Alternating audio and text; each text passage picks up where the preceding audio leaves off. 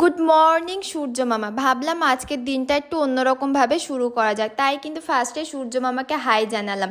তারপরে দেখো মামাম ঘুম থেকে উঠেই কিন্তু কলগেটটা খুলে চেটে চেটে খাচ্ছিল। ভুল করে মামামের পাপা ব্রাশ করে কলগেটটা মামামের সামনেই রেখে ফেলেছিল, তাই কিন্তু বায়না ওটা নিয়ে খেলবে আর ওটা চেটে খাবে। তারপরেই দেখো মেয়েদের সংসার একটা কাজ মোস্ট ইম্পর্টেন্ট, নিজের বিছানা গোছানো।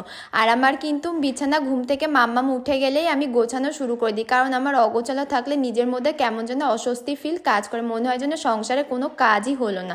তাই কিন্তু মাম্মামকে ফ্লোরে বসিয়ে দিয়েছিলাম খেলতে। তারপরে এক এক করে সব কাপড় চোপড় তুলে কিন্তু ভাঁজ করে নিয়েছিলাম, প্লাস সুন্দর করে গুছিয়ে নিয়েছিলাম। কথা বলতে বলতে তোমাদের সাথে অনেকটা কাজ কিন্তু আমার এগিয়ে গেছে, আর সাত সকালে আমার রান্না করা হয়ে যায়, তাই অতটা টেনশনও থাকে না। আর যতবার আমি বিছানা গোছার আর মাম্মাম কি দুষ্টুমি করে জানো তো তোমরা, বিছানার চাদরটাকে বারে বারে তুলে ফেলে। তারপরে দেখো কম্বলগুলো ভাঁজ করে রেখে দিলাম। তারপরে বড় কম্বলটা ভাঁজ করতে আমার খুব প্রবলেম হয়, তাও কিছু করার নেই, নিজের সংসারের কাজ নিজেকেই ভালোবেসে করতে হবে। তোমাদের সাথে কথা বলতে বলতে অলমোস্ট আমার খাটের গোছানো কমপ্লিট হয়ে গেছে। আর ইয়েলো কালারের যে ডগিটা দেখছো ওটা কিন্তু মাম্মামের ফেভারিট, ওটা সবসময় ওখানেই থাকে।